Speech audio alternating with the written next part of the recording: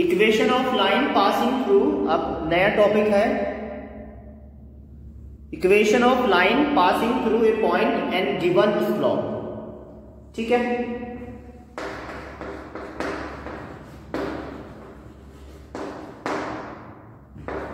Equation of A line passing through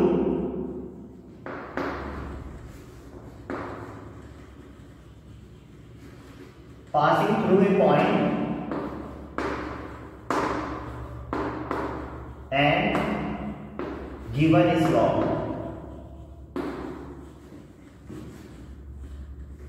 ठीक है,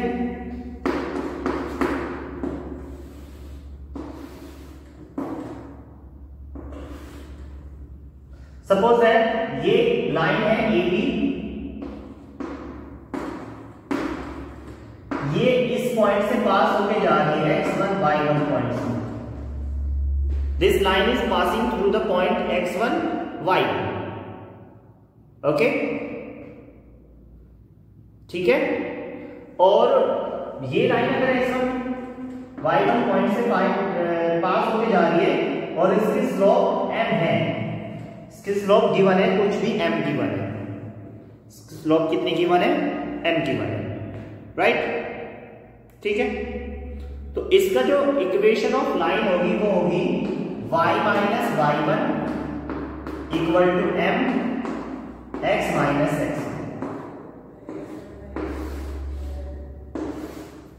क्या होगी इसकी equation? Equation of line, equation of A B y minus y1 equal to m x minus x1। Is that clear? समझ आया? अब equation दूसरी जो बहुत इंपॉर्टेंट टॉपिक है दूसरा, equation of line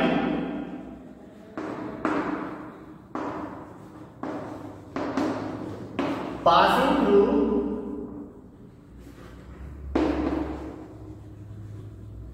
two point, passing through two points. अगर equation of एक इक्वेशन निकालनी है हमें जो 2 पॉइंट से पास होके जाएगा, 2 पॉइंट से पास होके मतलब एक पॉइंट तो मैंने ये मान लिया और एक पॉइंट कहीं पे ये भी मान लिया x2 y2। ठीक है ना, तो यहां पे इक्वेशन ऑफ लाइन हो जाएगी। बस जो ये m है ना, m की जगह क्या आ जाएगा, y minus y1 equal to m की जगह सिर्फ आ जाएगा y2 minus y1 upon x2 minus x1 और x माइनस x1। ये याद रखना। Equation of line passing through a point when slope is given and equation of a line passing through 2 points। Is that clear? जल्दी से लिखिए फटाफट, write it fast।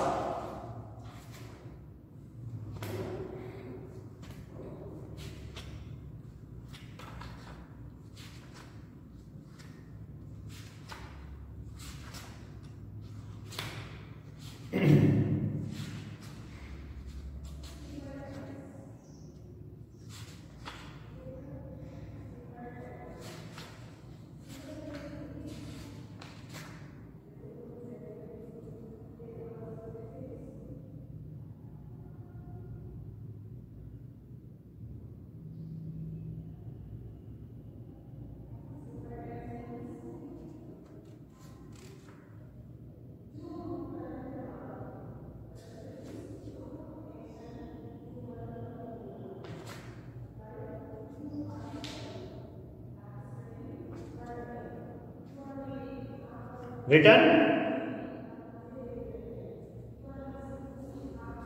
हो गया बेटा?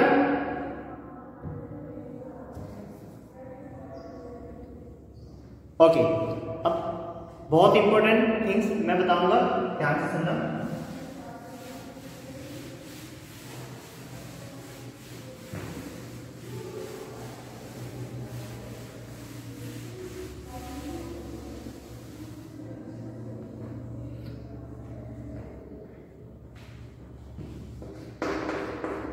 If two lines are parallel,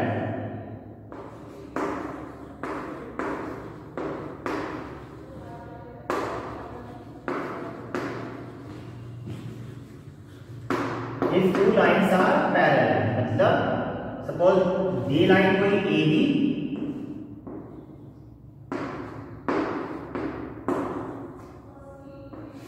and this line is CD. ये कोई line AB है और ये कोई लाइन CD है। अब ये दोनों लाइन आपस में पैरेलल है, given that AB parallel to CD।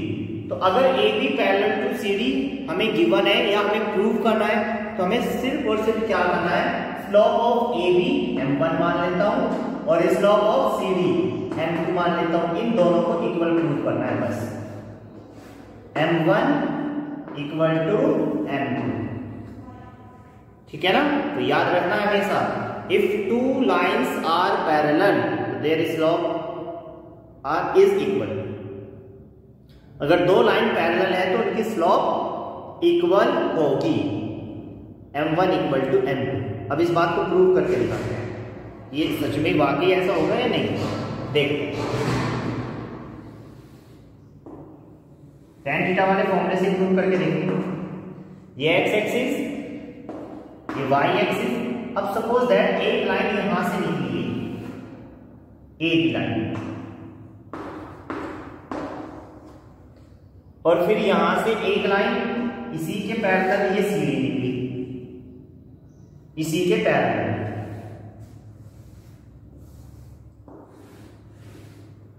ये निकल गई। अब मुझे आप लोग बताओ कि भाई ए बी लाइन ने एंटी क्लॉकवाइज कितने डिग्री का एंगल बनाया, सपोज थीटा, तो सीडी कितना बनाएगी, सीडी कितना बनाएगी, बोलिए बेटा, सीडी कितना बनाएगी। अगर A B parallel to CD है और ए बी ने अगर थीटा एंगल बनाया एक्स एक्स के साथ, तो ये भी थीटा ही बनाएगी ना, बिल्कुल सही बात है, थीटा ही बनाएगी।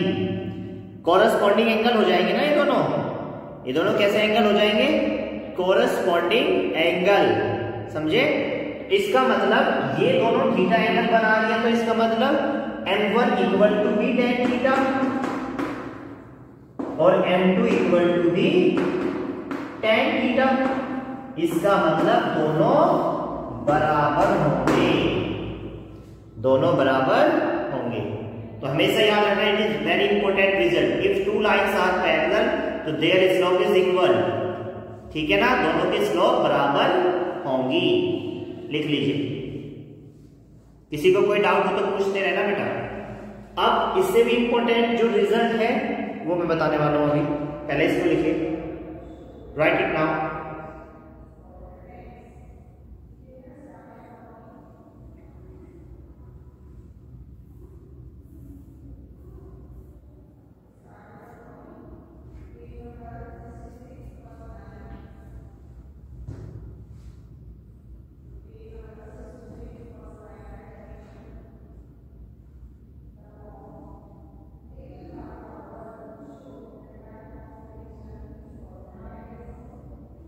Return,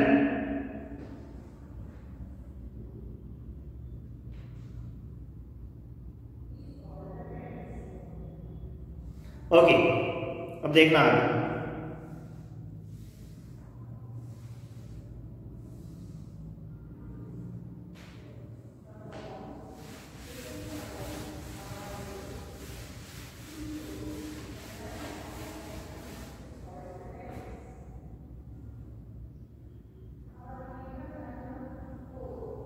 if two lines are perpendicular, if two lines are perpendicular to each other, if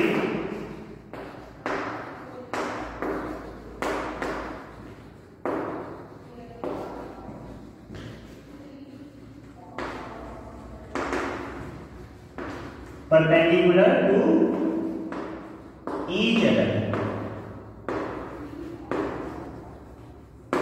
दो लाइन है अगर वो आपस में दोनों परपेंडिकुलर हैं तो क्या होगा, देखो बहुत ध्यान से देखना। If two lines are perpendicular to each other, so M1 मतलब यहां से देखते हैं, ये लाइन बना लेता हूं मैं ऐसे,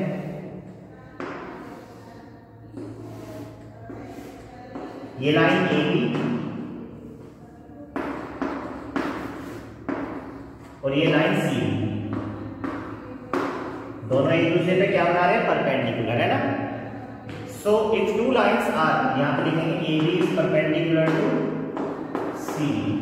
अगर ए बी परपेंडिकुलर टू है सी डी, तो ए बी की स्लोप अगर m1, इसकी स्लोप अगर m2 सी डी की, तो इनका जो प्रोडक्ट होगा वो -1 होगा।